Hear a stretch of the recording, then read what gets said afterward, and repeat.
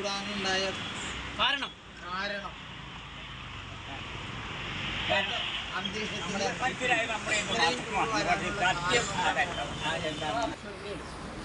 ഇതിലെ പാടിപ്പറക്കുന്ന ചിത്രശലഭത്തിനും ഇന്നലെ വിരുന്നുണ്ടുപോയ ദേശാടന കിളികൾക്കും പാവം പറവകൾക്കും ഒക്കെ കൂടി ഓഹരി അവകാശമുള്ളതാണ് ഈ ഭൂമിയും ഇതിൽ വിരിയുന്ന ഋതുക്കളും.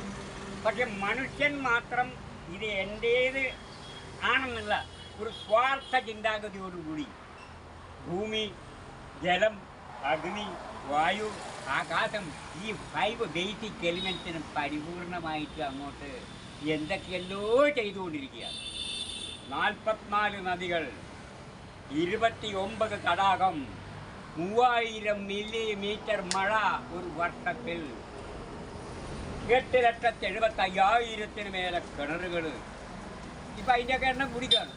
അപ്പോൾ ജലസ്രോതസ്സിൻ്റെ കാര്യത്തിൽ അനുഗ്രഹിക്കപ്പെട്ട നമ്മുടെ കേരളത്തിൽ ഒരു കുപ്പി വെള്ളത്തിൻ്റെ വില എത്രയാണ്? 20 rupees.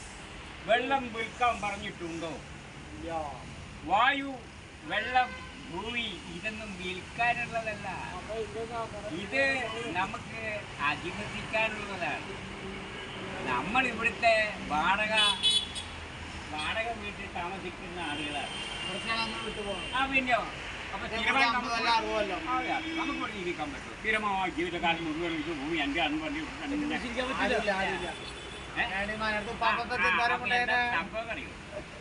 മനോഹരമായ ഈ ഭൂമി നമ്മളെ ഈ സ്വന്തം അല്ല എന്നുള്ള ധാരണയില്ല. നമ്മൾ തൽക്കാലം ഒരു വാടക വീട്ടിൽ താമസിക്കാൻ വേണ്ടി വന്നിരിക്കുന്നു. കുറച്ചാളിവിടെ കഴിയുന്നവരുടെ തരം വിടുന്നു. അത്രേ ഉള്ളൂ. അപ്പം നമ്മളെന്ത് വേണം? ഇവിടെയുള്ളതായ ഈ ഭൂമിയും ജലവും വെള്ളവും കാര്യങ്ങളും ഒക്കെ മലിനപ്പെടുത്താതെ നോക്കണം. മലിനപ്പെടുത്താതെ വിഷലിപ്തമാക്കാതെ നമുക്ക് നമ്മുടെ പൂർവീകർ പരിശുദ്ധിയോടുകൂടി തന്നെ ഏൽപ്പിച്ച ഈ ഭൂമിയും വായു വെള്ളം ഒക്കെ കൂടെ അതേ വിശുദ്ധിയോടുകൂടി വരുന്ന തലമുറക്ക് കൈവാടി കൊടുക്കാനുള്ളതാണ് മക്കളെ. അപ്പൊ നമ്മൾ ഈ കാര്യം മറന്നു പോകരുത്.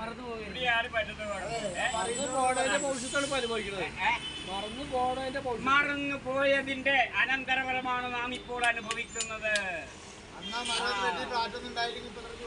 നമുക്ക് ചുറ്റുമുള്ള ചേതനങ്ങളും സചേതനങ്ങളുമായ സകല വസ്തുക്കളും അവയുടെ പരസ്പര ബന്ധം അടങ്ങിയിരിക്കുന്ന പരിസ്ഥിതിക്ക് വന്നുകൊണ്ടിരിക്കുന്ന മാറ്റവും ഇതൊക്കെ എന്തുകൊണ്ട് വന്നതാ?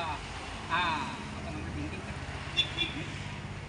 അപ്പൊ നമ്മൾ ആ മാറ്റത്തെ പറ്റി നമ്മൾ എന്തുകൊണ്ട് പറ്റി നമുക്ക് ചുറ്റുമുള്ള അചേതനങ്ങളും സചേതനങ്ങളുമായ സകല വസ്തുക്കളും അവയുടെ പരസ്പര ബന്ധം അടങ്ങിയിരിക്കുന്ന പരിസ്ഥിതിക്ക് വന്നുകൊണ്ടിരിക്കുന്ന മാറ്റം ഇന്ന് നമ്മൾ കുറേ ചിന്തിക്കേണ്ടതായിട്ടുണ്ട് അല്ലേ? അപ്പം ഭൂമി, ജലം, അഗ്നി, വായു ഇതൊക്കെ നമ്മൾ വെള്ളം പൈസ കൊടുത്ത് മേടിക്കുന്നു. വെള്ളം പൈസ കൊടുത്ത് വാങ്ങേണ്ട അവസ്ഥ വരുന്നു. മാത്രമാണോ ഭാരതപ്പുഴ വറ്റി വരണ്ടിയിരിക്കുന്നു, വിണ്ട് കീറുന്നു ഭൂമി. ഇങ്ങനെ പോയാൽ വായു വരും കാശ് ഭൂമി വിണ്ട് കീറുന്നു. ഭൂമി തുറന്ന് അടിമണ്ണ് പിഴിഞ്ഞ് നീരുറവും വിറ്റ് അമ്മ തന്നെ അടിവയറും വിറ്റ്. അമ്മ നമുക്ക് ആഹാരം തരുന്ന ആ പച്ച പരവതാനി വിരിച്ച നെൽപ്പാടത്തിനെയാണ് ഇവിടെ അമ്മയായിട്ട് നമ്മൾ സങ്കല്പിക്കുന്നത്.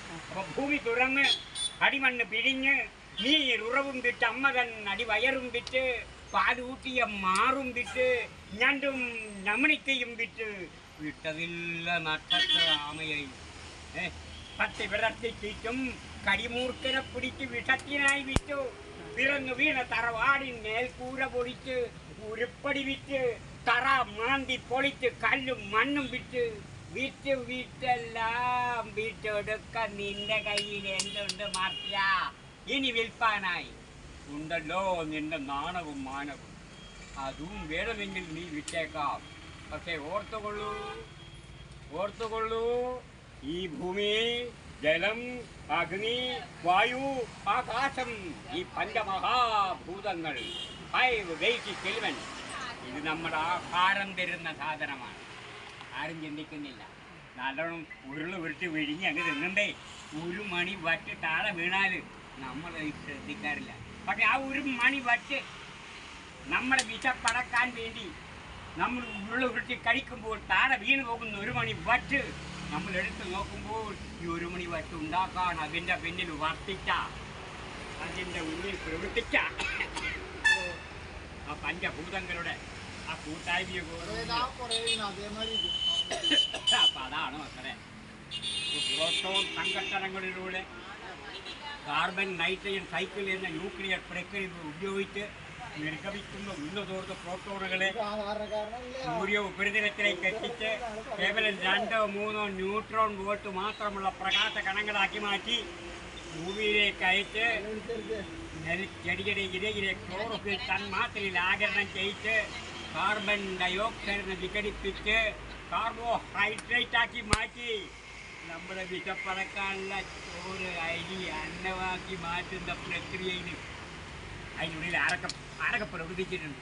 ഭൂമിയുടെ വായുവിൻ്റെ ആകാശം എല്ലാ ഈ ഭൂമി ജലം അന്തി വായു ആകാശം ഇതിൻ്റെ ഒക്കെ പ്രവർത്തനത്തിൻ്റെ അനന്തരഫലമാണ് 1 മണി വറ്റി. 1 മണി വറ്റുണ്ടല്ലോ,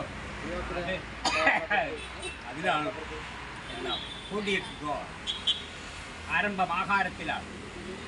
തന്ത കടിച്ച ആഹാരത്തിൻ്റെ സത്ത് ഉൾക്കൊണ്ട തന്തയുടെ ബീജം, തന്ത കടിച്ച ആഹാരത്തിൻ്റെ സത്ത് ഉൾക്കൊണ്ട തന്തയുടെ അണ്ടം, ആ ബീജാണ്ടങ്ങളുടെ സങ്കലനഫലമായി മാതാവിൻ്റെ ഗർഭപാത്രത്തിൽ രൂപം കൊള്ളുന്ന ഭ്രൂണം അമ്മ കഴിക്കുന്ന ആഹാരവും വായുവും വലിച്ചെടുത്ത് അവിടെ വികാസം പ്രാപിക്കുന്നു. ഇവിടെ ഗർഭപാത്രത്തിൽ ഏതാണ്ട് 250-82 ദിവസമാകുമ്പോഴത്തേക്കും ആന്തരിക അവയവങ്ങളുടെ വളർച്ച പൂർത്തിയായ ഒരു മനുഷ്യ ശിശുവായി നമ്മുടെ ഈ ഭൂമിയിൽ പറന്ന് വീഴുന്നു. ഞാനും ആദ്യത്തോടെ അമ്മയുടെ മുലപ്പാൽ കുടിച്ച് നമുക്ക് ജീവിക്കാൻ പറ്റും. നമുക്ക് എന്ത് വേണം? ആഹാരം വേണം. അതെവിടെ നിന്ന് കിട്ടണം? ഇവിടെ നിന്ന് കിട്ടണം. നോക്കണം. നോക്കണം. അപ്പം ഇതൊക്കെ അവിടെ നിന്നൊക്കെ ഇതിനെ പഠിച്ച് ജീവിച്ചൊരു 10, 75, 80, 90, 100 വയസ്സാകുമ്പോഴത്തേക്കും നമ്മുടെ ഭൗതിക ശരീരം വീണ്ടും മറ്റെന്തിനോ ആഹാരമായി ഈ ഭൂമിയിൽ തന്നെ ചീഞ്ഞ് അടിഞ്ഞ് വളമാകും. ആഹാരത്തിൽ ഉൾപ്പെടുത്തുന്നു, ആഹാരത്തിൽ നിലനിൽക്കുന്നു. മറ്റെന്തിനോ ആഹാരമായി ഈ ശരീരം മാറുകയും ചെയ്യുന്നു.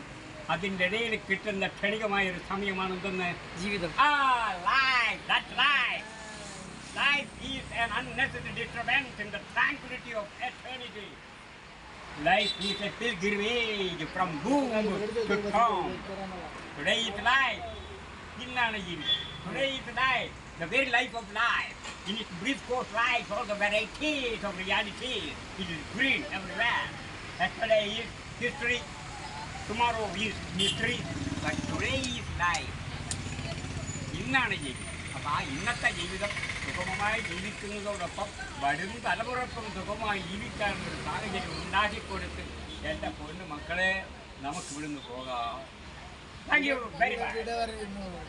ഒരു ചോദ്യം കൂടി, എന്താ ഈ തൃശ്ശൂര് സുരേഷ് ഗോപി എങ്ങനെയുണ്ട്? അയ്യോ എൻ്റെ പൊന്നെ you are going to politics. ചോദിക്കാൻ പാടില്ല.